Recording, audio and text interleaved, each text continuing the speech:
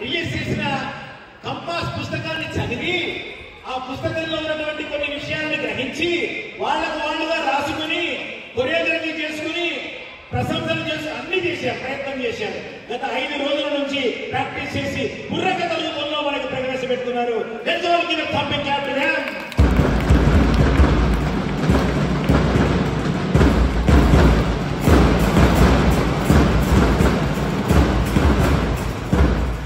వీళ్ళకి అవి చాలా సాంప్రదాయమైనటువంటి వాయిద్యాలు. అవి బుర్రకథ మైకు చేతిలో పట్టుకోవడానికి లేదు అంటే స్పెషల్ గా కాలర్ మైకు తెప్పించాం ఆ పిల్లల కోసం. I am not looking at their age, but we are looking at their spirit of doing something for the country. Let us really give them big clap. వాళ్ళు చిన్న పిల్లలు చిన్న మాటలే మాట్లాడచ్చు, కానీ let us not underestimate them. They will be అబలలు కాదు సబలలుగా మారే ప్రపంచం వస్తుంది. We all will see such children growing like Adbhuta. Over to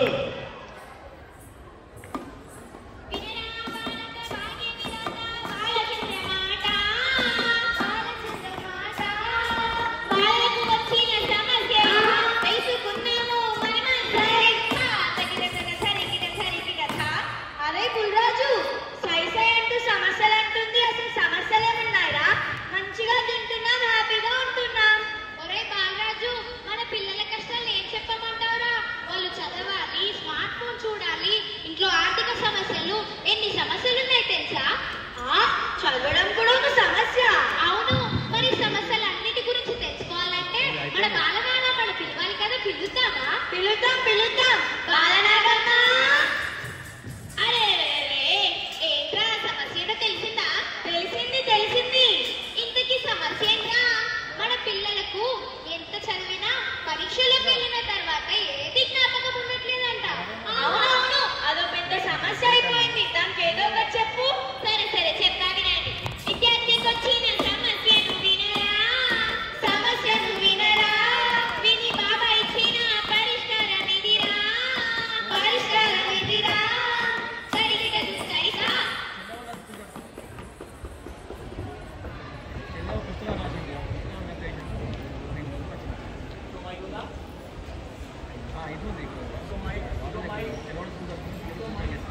పిల్లలు అందరూ బాగున్నారా?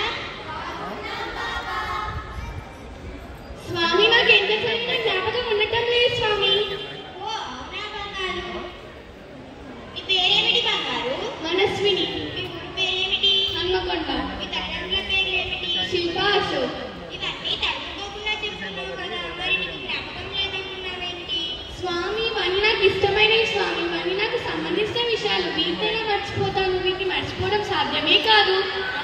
అలాగే చదువుకోవడానికి కూడా సంబంధించినట్టే అన్ని విషయాలు ఇష్టంగా నేర్చుకుంటే మట్టుకి అవకాశమే ఉండదు. అర్థమైనా బంగారు? అందుకే నేర్చుకున్నది ఏదైనా ఇష్టంగా నేర్చుకుంటే ఎన్ని రోజులైనా ఎన్ని సంవత్సరాలైనా చక్కగా గుర్తుంటుంది. అవునక్క, జ్ఞాపకం ఉండాలంటే ముందు చదవడం రావాలి కదా. అవును, కొంతమందికి చదవటమే రావట్లేదు. నిజమే రోయ్. ఇప్పుడు ఆ చదవడం రావట్లేదు పైన కానీ ఏంటో తెలుసుకుందాం.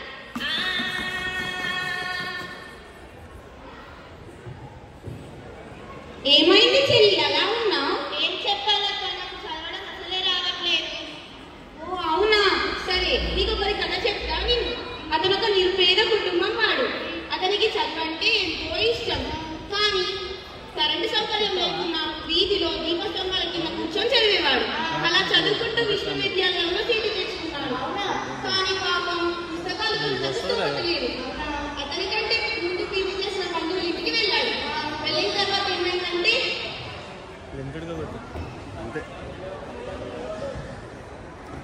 అన్నయ్య, ఏం చేస్తున్నావు అన్నయ్య? నా పాత పుస్తకాలను అమ్ముతున్నాను. నువ్వు నాకు ఆ పాత పుస్తకాలు ఇచ్చినట్లయితే నేను పట్టపత్రం అవుతాను కదన్నయ్య. అదేంటి, నీకు సాహిత్యం అంటే ఇష్టం కదా, మరి నా వేదాంత పుస్తకాలతో నీకు పనేమిటి? నాకు సాహిత్యం చదివేంత స్తోమత లేదన్నయ్య. అందుకే ఏది చదివినా ఇష్టంగా చదివి గొప్ప మనకు చాలన్నయ్య. సరే తీసుకొని బాగా చదువు. ధన్యవాదాలు అన్నయ్య. అతని తర్వాత బాగా చదువు నవోదయ విశ్వవిద్యాలయానికి ఉపకులపతిగా వచ్చారు. అతను ఎవరక్క? మన డాక్టర్ సర్వేపల్లి రాధాకృష్ణన్. ఆ గొప్ప వ్యక్తి మరెవరో కాదు, ఇంకెవరు, మన సర్వేపల్లి రాధాకృష్ణన్ గారు. అందుకే ఇష్టమున్న చదివే చదవాలని ఏమీ లేదు. ఓహో, చదువునే ఇష్టంగా చదవాలి. అవునక్క, ముందు చదవటం రావాలంటే దానిపైన ఏకాగ్రత ఉండాలి కదా అక్క. అవునవును, అది నిజమే. అవురోయ్, అది ముఖ్యంగా ఉండాల్సిన విషయమే. ఏకాగ్రత లేని చదువే వ్యర్థమురా, చదువే వ్యర్థమురా. ఇప్పుడు ఆ ఏకాగ్రత కథేంటో ఓసారి విందాం. మళ్ళీ చెప్తున్నాం, ఇది 2 3 ఉన్నాయి చేసేద్దాం.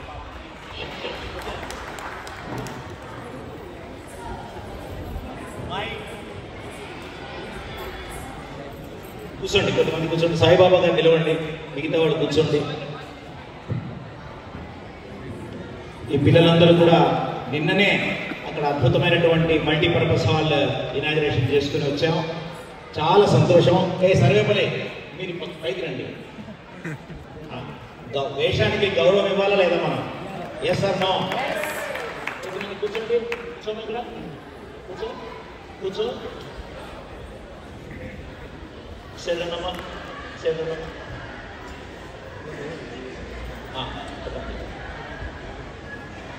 చాలా అంటే ఇట్స్ ఆల్ అబౌట్ భావనతో చేసిన చిన్న పనైనా చక్కగా ఉంటుంది అనడానికి నిదర్శనం ఇది. కంపాస్ పుస్తకం తెలుగులో మొదట, ఆంగ్లంలో 2వ విడత, ప్రస్తుతం హిందీలో 3వ విడతగా అనువాదం చేశాం. ఇప్పటిదాకా తెలంగాణ ఆంధ్రప్రదేశ్ ప్రభుత్వం వారిచే గవర్నమెంట్ ఆర్డర్ తరఫున 25,000 ప్రభుత్వ పాఠశాలలకి ఇంగ్లీషు తెలుగు పుస్తకాలు పంపించాం. 30 లక్షల రూపాయల వ్యయంతో.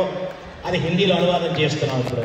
ఆ హిందీ అనువాదకులు రాజ్ కుమారి గారు, అలాగే నర్మదా గారు, అలాగే కామేశ్వరి గారు, వీళ్ళిద్దరూ గవర్నమెంట్ తెలంగాణ గురుకుల విద్యాలయంలో పనిచేస్తారు, హిందీ పండిట్స్.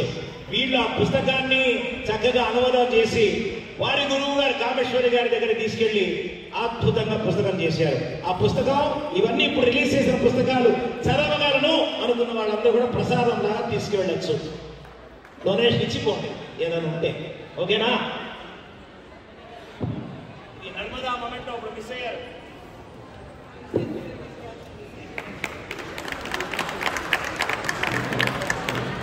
దారి దీపాలుగా ఉన్నటువంటి వీళ్ళు సూర్యచంద్రులలాగా ప్రకాశించేటువంటి అద్భుతమైన వ్యక్తులను తయారు చేస్తున్నారు.